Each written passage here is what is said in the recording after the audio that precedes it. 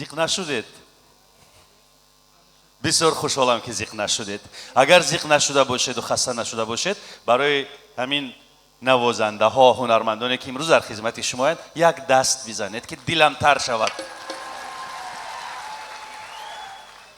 من خیلی خوشحال شدم از خبر اشتراک کردن یک هنرمند بسیار برجسته در این کنسرت، ولی نه در روی صحنه بلکه در میان تالار تماشا یک دختر ناز عزیز دل من نشسته است.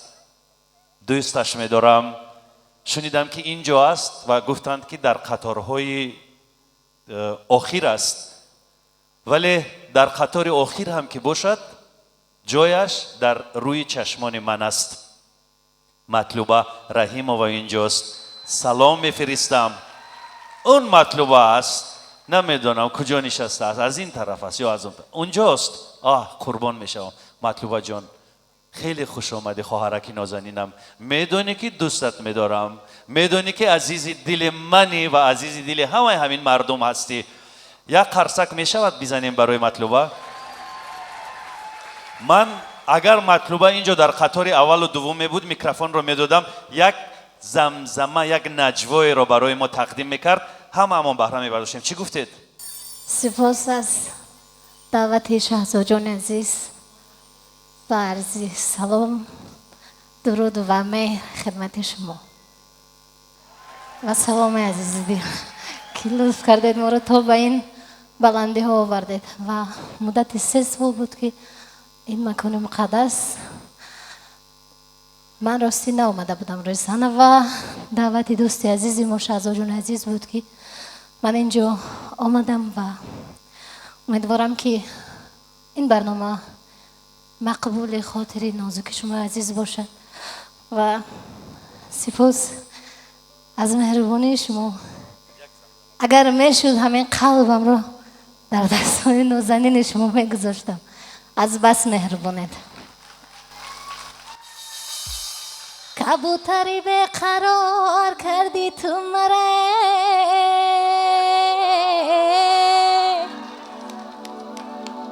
آجونه کبوتری به قرار کردی تو مره، شیننده در این دیار کردی تو مره،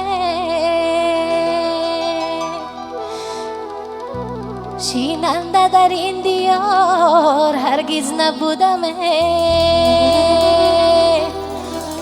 تامینی بچه بچه عینی گرفتار کردی تو مرا،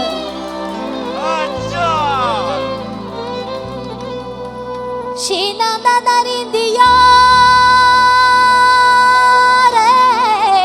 هرگز نبودم. خطلانی بچه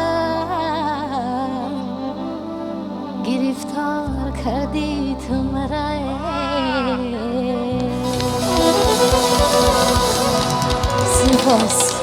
سپاس باز هم سپاس. هزاران هزار سپاس به مطلوبه، به خدا که مطلوبه رو برای ما آفرید. خوب بچه ها کمک میکنیم با مطلوبه جان. خوب مطلوبه از قدم زدن وقتی که با من هستی نه هراس، وحشت نکن از شکستن، تا هم سفر با منی تو پیش من سربلندی، حتی اگر بشکنی. خوب یک قرصک میزنیم برای مطلوبه جان. بچه ها تیار شدن.